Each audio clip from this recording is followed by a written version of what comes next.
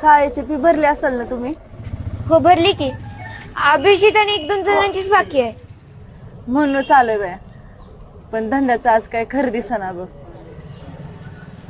मला द्या की 4 पेंड्या. 4?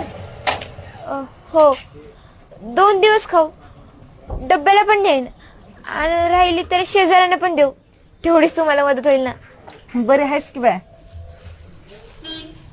धर, दे इकडे पिशवी. कशी दिली?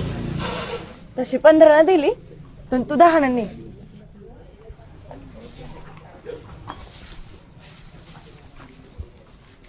नको, 15चीच द्या. घ्या. हे दापून ठेवा. जास्तीच नको, जेवढं झालं तेवढंच द्या. फी भरायला जरा उशीर झाला तरी चालेल.